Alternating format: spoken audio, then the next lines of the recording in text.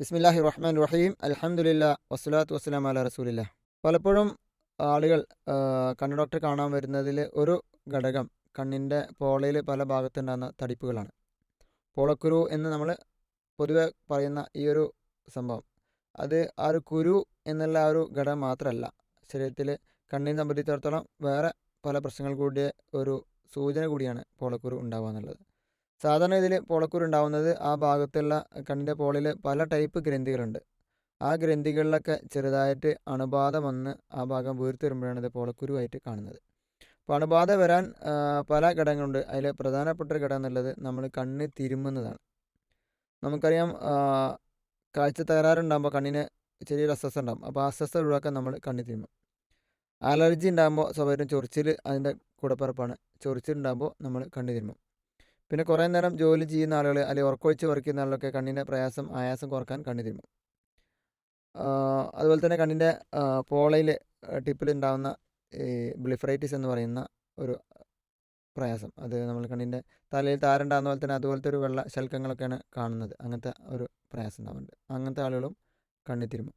പിന്നെ ഡ്രൈനസ് കാരണം ചില ജോലികൾ, പ്രത്യേകിച്ച് കമ്പ്യൂട്ടർ ജോലിയൊക്കെ ചെയ്യുന്ന ആൾക്ക് ഡ്രൈനസ് കൂടുതലായിട്ട് കാണാറുണ്ട്. അത്തരം ആളുകൾക്ക് കണ്ണിന് ഇറിറ്റേഷൻ ഉണ്ടാകുമ്പോൾ അവരും കണ്ണ് തിരുമ്മും. അങ്ങനെ പല ഘടകങ്ങൾ കൊണ്ട് കണ്ണിൽ തിരുമുന്ന ആളുകൾക്ക് സാധാരണ കാണുന്ന ഒരു പ്രയാസമാണ് ഈ പോളക്കുരു എന്നുള്ളത്. അതുകൊണ്ട് തന്നെ പോളക്കുരുവിൻ്റെ ഈ ഒരു കാരണം, എന്ത് കാരണം കൊണ്ടാണ് കണ്ണിൽ തിരുമുന്നത് മനസ്സിലാക്കിയാൽ ആ കാരണത്തെ കൂടി ചികിത്സിച്ചാൽ മാത്രമേ പോളക്കുരു എന്നുള്ളത് പിന്നീട് വരായിട്ടുള്ളൂ. കാരണം പലപ്പോഴും പോളക്കുരു ഉണ്ടാകുന്ന ആൾക്ക് വീണ്ടും വീണ്ടും ഉണ്ടാകുന്നതായിട്ട് ശ്രദ്ധിച്ചിട്ടുണ്ട്. അതുകൊണ്ട് തന്നെ അതിൻ്റെ കാരണം നമ്മൾ കണ്ടെത്തി കാരണത്തെ ചികിത്സിക്കുക എന്നുള്ളതാണ് ഏറ്റവും പ്രധാനപ്പെട്ട ഘടകം.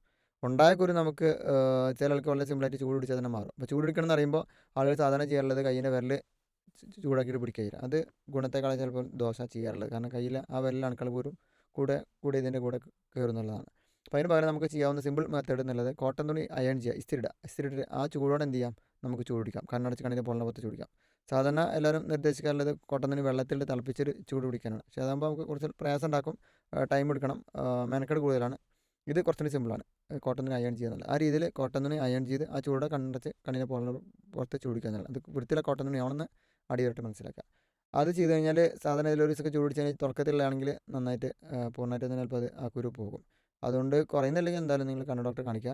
പിന്നെ ഈ ഒരു രീതിയിൽ ഇതിൻ്റെ കാരണം കണ്ടെത്തി ചികിത്സിക്കുന്നുള്ളത് പോളക്കുരുവിൻ്റെ ചികിത്സയിലെ പ്രധാന ഘടകമാണ്. പ്രത്യേകിച്ചും കുട്ടികൾക്ക് ആകുമ്പോൾ കാഴ്ച തകരാറുണ്ടെങ്കിൽ നമ്മൾ ആ കുരു മാത്രം ഏതെങ്കിലും ഡോക്ടറെ കണ്ട് നോക്കിയാൽ പോരാ. അത് കാഴ്ച തകരാറില്ല, അല്ലെങ്കിൽ ഡ്രൈനസ് ഇല്ല, അലർജി ഇല്ല എന്ന് ഉറപ്പ് വരുത്തണം. അങ്ങനെ ഒരു ചികിത്സ ചെയ്ത് കഴിഞ്ഞാൽ വീണ്ടും വീണ്ടും കുരുണ്ടാകുന്ന അവസ്ഥ നമുക്ക് ഒഴിവാക്കാൻ കഴിയും. ആ രീതിയിൽ നമുക്ക് മുന്നോട്ട് പോകാം. നാഥൻ അനുഗ്രഹിക്കുവാനാവട്ടെ. അസ്സലാമു അലൈക്കും വറഹ്മത്തുള്ളാഹി വബറകാതുഹു.